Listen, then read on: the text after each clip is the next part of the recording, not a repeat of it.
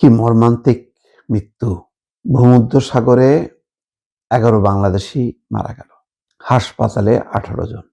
৪২ জন যাত্রা শুরু করেছিল ইঞ্জিন নৌকায়।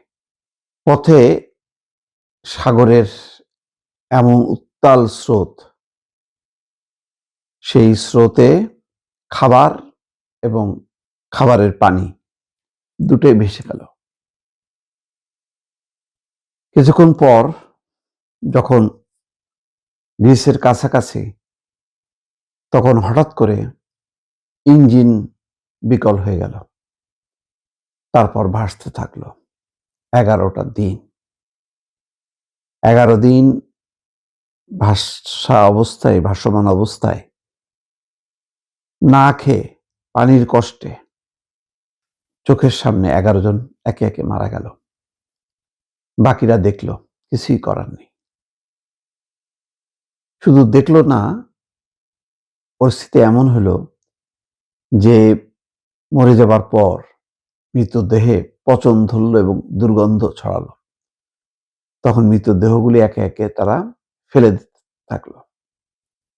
বাকি যারা থাকলো, লবণাক্ত পানির কারণে শরীরের বিভিন্ন জায়গায় তাদের পচনও ধরল।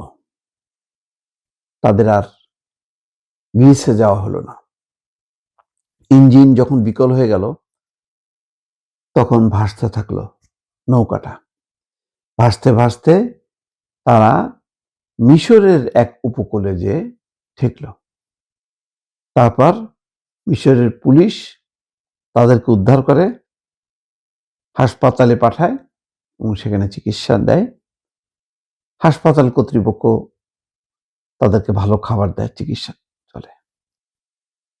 চিন্তা করেন, এই বাংলাদেশি কারা এই নির্মমভাবে মারা গেল, কত করুণ, না খেয়ে পানির অভাবে। তাদের নাম পরিচয় এখনো প্রকাশ হয়নি, কিন্তু আন্তর্জাতিক খবর ইতিমধ্যে এটি সামনে এসছে। হাসপাতালের চিকিৎসা শয্যায় আব্দুল করিম, শান্তিগঞ্জ, সুনামগঞ্জে, তিনি বলছেন, আমরা ৪২ জন গ্রিসের উদ্দেশ্যে রওনা হয়েছিলাম। গ্রিসের কাছাকাছি পৌঁছানোর পর আমাদের নৌকার ইঞ্জিন নষ্ট হয়ে যায়, ফলে আর সামনে এগোতে পারেনি। এ সময় আমাদের উদ্ধার করতে দালালের লোকজন কিংবা অন্য কোনো সংস্থা এগিয়ে আসেনি, আসেও না, কখনো আসেও না। এরকমই হয়। তো বলছে, মিশরের মার্সা মাত্রু হাসপাতালে ভর্তি আছি। এখন চিকিৎসকরা চিকিৎসা দিচ্ছেন, ভালো খাবারের ব্যবস্থা করছে।